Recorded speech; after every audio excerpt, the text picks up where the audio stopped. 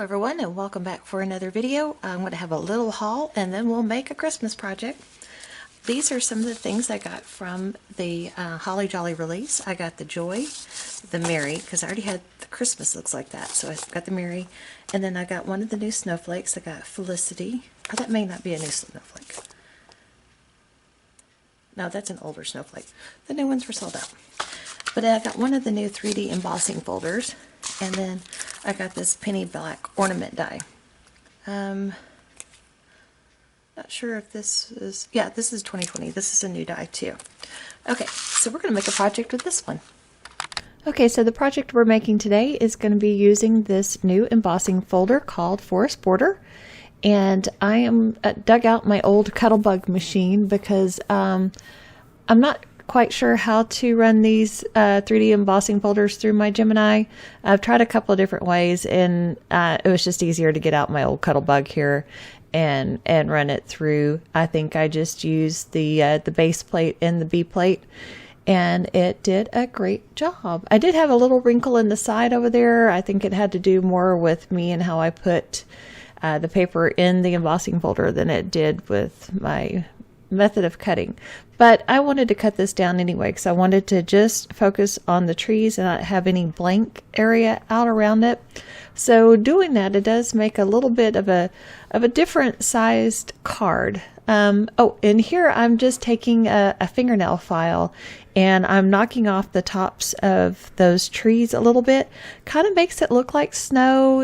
You could file this even more and get down to the craft, but I just wanted to just give it a little bit of a different look. Now you can get sanding blocks, and I need to get one of those because that way you can hold it flat and sand just the raised surface. I had a hard time not nicking some of the other parts when just using my emery board. So I will have one of those sanding blocks linked down below. This was actually a very simple card project. You could easily mass produce this type of card. So the only thing I'm going to put on the front of this card is this new Joy. And I'm going to cut it out from Neenah Desert Storm as well as Gina K Turquoise C. I thought that went really well with that Tim Holtz metallic cardstock that I used to emboss with that embossing folder. And I'm going to use a little bit of vellum too, and I'm just running this through my little sidekick. I love this thing. You can have it on your desk. It doesn't take up a lot of room. Cuts fabulously. Yeah, I use this thing all the time. Anyway, I wasn't quite sure what combination I wanted to use, so I cut it out of both, and I can use the reverse combination in another card later.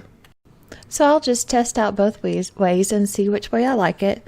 I end up going with the Neenah Desert Storm outline and the turquoise interior, and then I will mount that, of course, onto the vellum shadow piece. And then just making sure that I only put adhesive behind the Joy so it doesn't show through any of the vellum. And then I'm going to coat everything in my Spectrum Noir Clear Sparkle overlay. And then I'm going to go over everything with glossy accent so it has lots of dimension and it really locks in that sparkle from the sparkle pen underneath the glossy accents. That is so pretty. Oh, and I found my glue sponge worked really good for doing those little skinny outlines. And I keep my glue sponge upside down, so when I take the lid off, there's actually a lot of glue on the lid, and I really kind of find that the easiest way to use this rather than trying to mash down into that glue sponge. So after I get this Joy put together, I start looking at the whole concept of the card, and I decided that the embossed metallic layer needed that outline of the Neenah Desert Storm, just like the Joy did. And so then that just really pulls the whole design together, and I was very pleased with how this turned out. And like I said, this isn't a kind of an odd size, and here I am cutting this down anymore because I'm going, I don't want any of that blank area on the left and right. And so I just cut down my Neenah Desert Storm to be between a 1/16 to an 1/8 inch larger, and then I just cut my card base to be about an eighth, between an eighth and a quarter larger. And you'll see pictures at the end of the finished product. Here I am measuring to see what size to cut my Neenah Desert Storm.